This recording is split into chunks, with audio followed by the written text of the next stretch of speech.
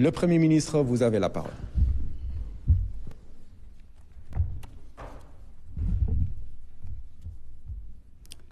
Chers concitoyens, le lundi 25 mars 2026, Monsieur le Président de la République m'a fait l'honneur de me nommer à la fonction de Premier ministre.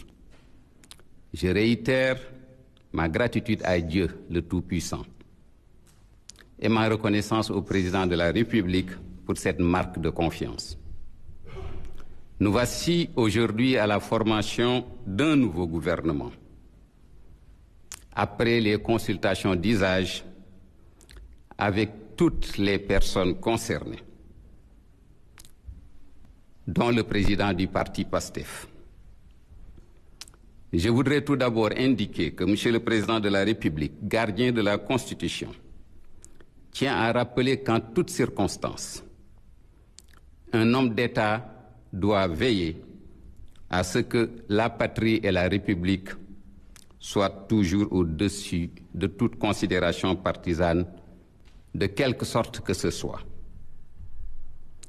Le chef de l'État reste fermement attaché, d'une part, à la fidélité à l'esprit du projet Diomaye Président et d'autre part, à l'esprit et à la lettre de la vision Sénégal 2050. Force est de relever l'urgence de délivrer avec pragmatisme, lucidité, finesse, les promesses d'un Sénégal souverain, juste et prospère, ancré dans des valeurs fortes. Le président de la République s'est fixé comme viatique l'impérieuse nécessité pour un homme d'État de mobiliser toutes les forces vives de la nation afin d'atteindre les objectifs de politique publique les plus critiques et urgents. Sous ces considérations et conformément aux dispositions constitutionnelles, Monsieur le Président de la République, sur proposition du Premier ministre, a nommé les ministres et fixé la composition du gouvernement, nouveau gouvernement qui compte 30 membres. Je disais qu'il les a consultés et le Président fait sienne cette parole divine, consulte-les à propos des affaires. Puis, une fois que tu t'es décidé, confie-toi donc à Dieu. Dieu aime en vérité ceux qui lui font confiance. Mbokk yi, altine bi weesu président de la République tapp na ma nekk premier ministre. maa ngi ci sant Yàlla di gërëm président de la République pour kóolute gi. tey maa ngi fii seen kanam en tant que Premier ministre pour fésal liste gouvernement bi. Nin koy faral di defee gouvernement bu ne dafay am ay consultation mooy ñoo woo wax ak ñoom waxtaan ak ñoom. Président toog naa mu def koog ñépp. Président toog naa ak ñim war a toogal bokk ci président parti PASTEF. Dama bëggoon njëkk rek fàttali ne président moom mi nga xam ne ni mooy gardien de la Constitution nee na homme d'État fu mu toll rek toogaay bu ne daa war a jël réew mi muy patrie bi ak république bi ni ñuy doxale mbir yi ñu nekk ci kaw lépp loo xam ne ne far fenn la ak far boo mën a far.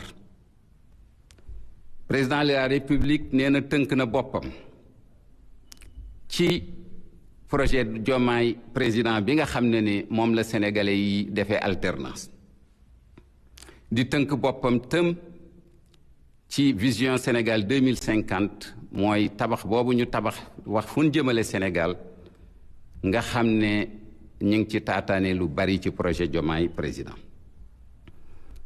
képp ku dëkk ci dëkk bi xam nga ne jàmpa ngi fi ci faj coonay sénégalais yi. loolu nag dafa laaj xarañ, dafa laaj xippi, dafa laaj naxante ba mën a am li nga bëgg ci ñu am Sénégal mu moom boppam, Sénégal goo xam ne ni dafa yamale ñépp, Sénégal gu naat ba pare jàpp lool ci aadaam yi.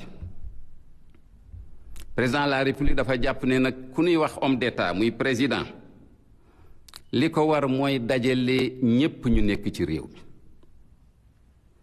ndax ci loolu rekk lan mën a faj aajo yi, faj li nga xam ne ni moo gën a jàmp te ñépp xam nañ ne Sénégal lu ci bëri jàmp na. bu nu sukkandikoo ci lii ni ko constitution bi joxe, président de la République gis na samay proposition mu daal di nommer ay ministre yoo xam ne ni ñooy gouvernement bi. ministre yooyu nag fanweeri nit lan, ma fàttali ne fanweer ak benn la woon ci gouvernement bi jàll. bala maa jox kàddu gi ministre secrétaire général de la présidence de la République pour mu liiral leen ñi nga xam ne ni ñoom la président tabb ci gouvernement bi, damay fàttali waxu yàlla subhanahu wa taala. waxoon na ko yonentam bi, ci lépp loo jëm waxtaan ceeg ñoom, waaye bis boo demee ba dogu da ngay wékku ci yàlla, te yàlla dëgg-dëgg bëgg na lool ku wékku ci moom, bëgg na ci ñu koy wóolu. Monsieur le ministre secrétaire général de la présidence, je vous passe la parole pour la lecture de la liste des membres du gouvernement.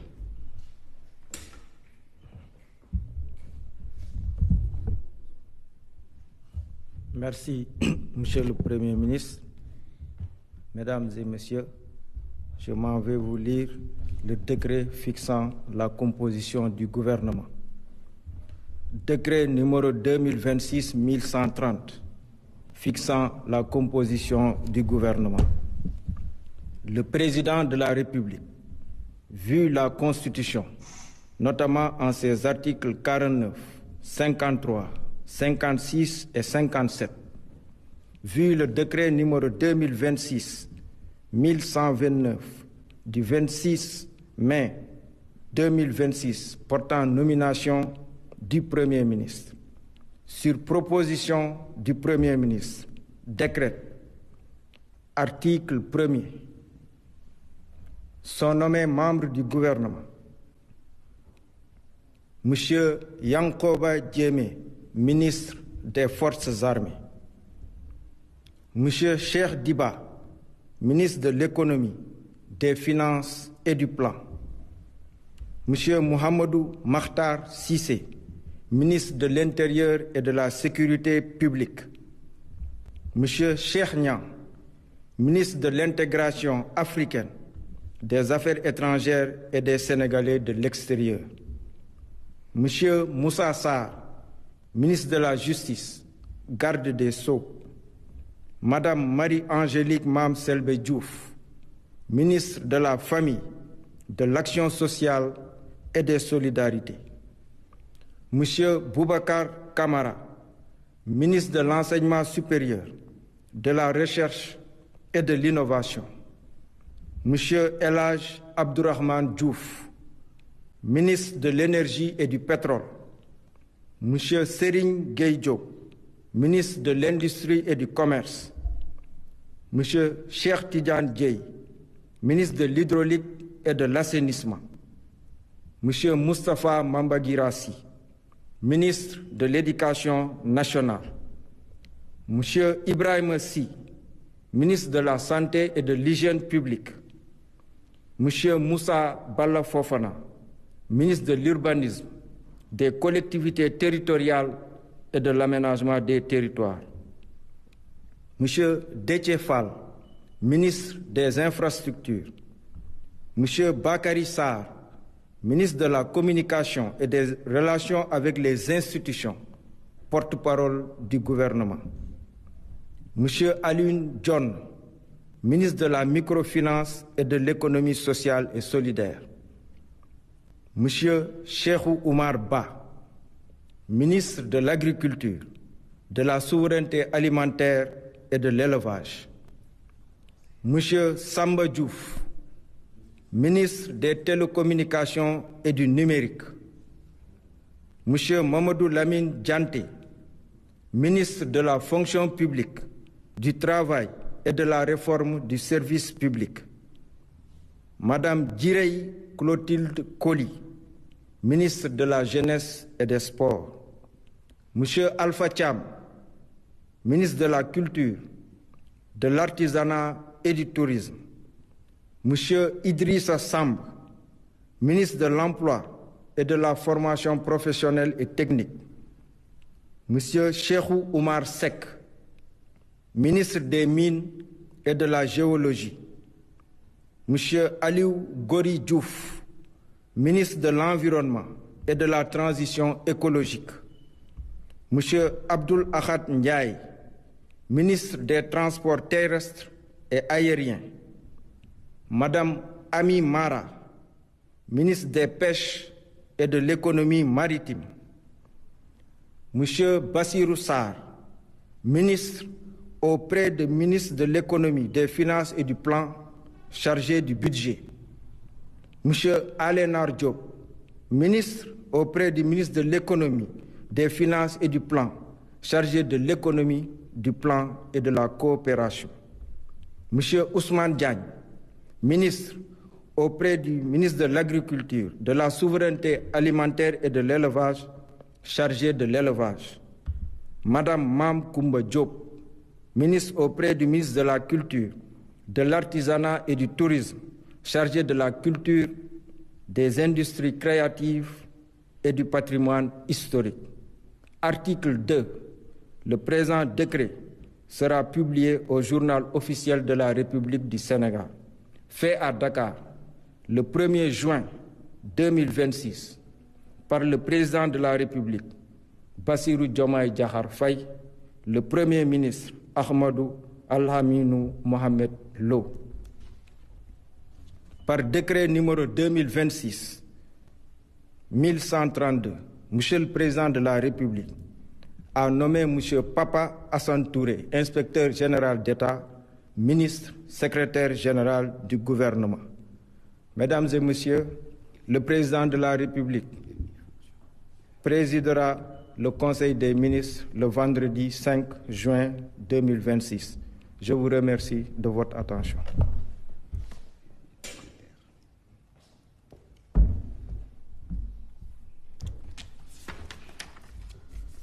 Mesdames et Messieurs, comme vous le constaterez,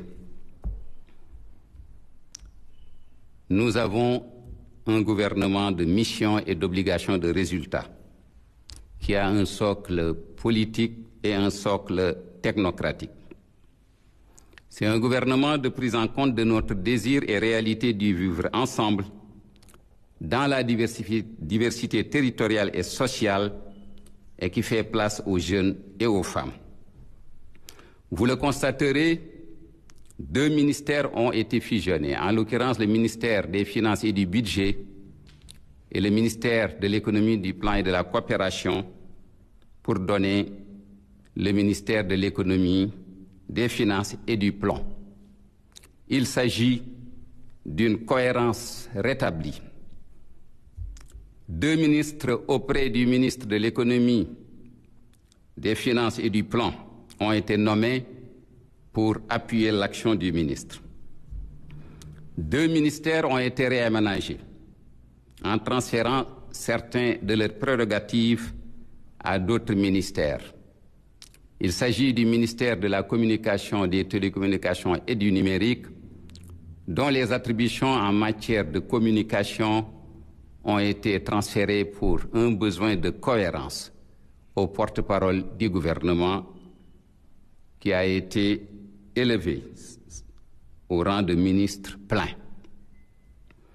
Le ministère en charge de l'énergie, du pétrole et des mines a vu ses compétences en matière de mines transférées à un nouveau ministère qui est le ministère des Mines et donc et de la Géologie.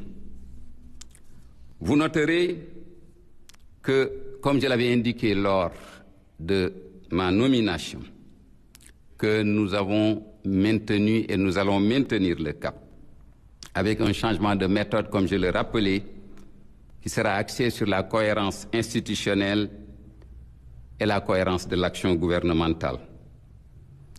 Il y aura un changement de méthode et de dynamique qui sollicitera toutes nos ressources humaines, d'ici et de la diaspora, en appui au pilotage des politiques publiques.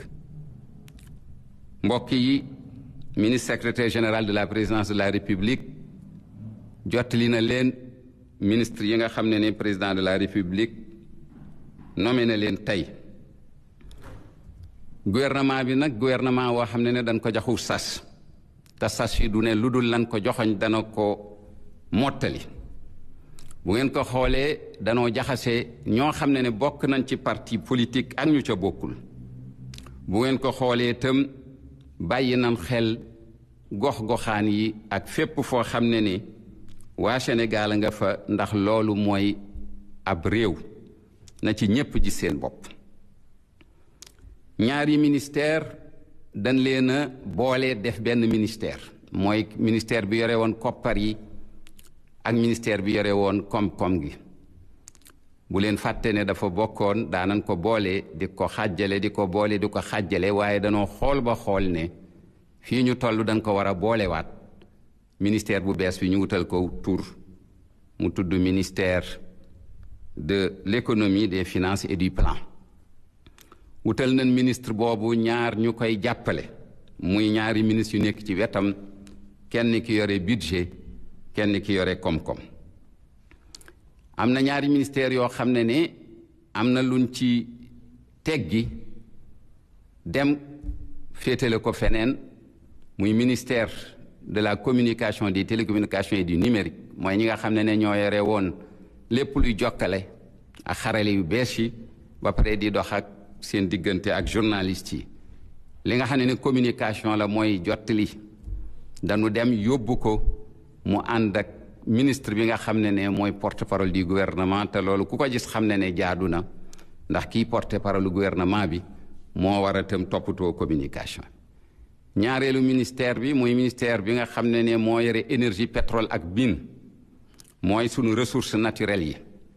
la nga xam ne mine la teggi nan ko def ko ministère bu bees, tudde ko ministère des mines et de la géologie.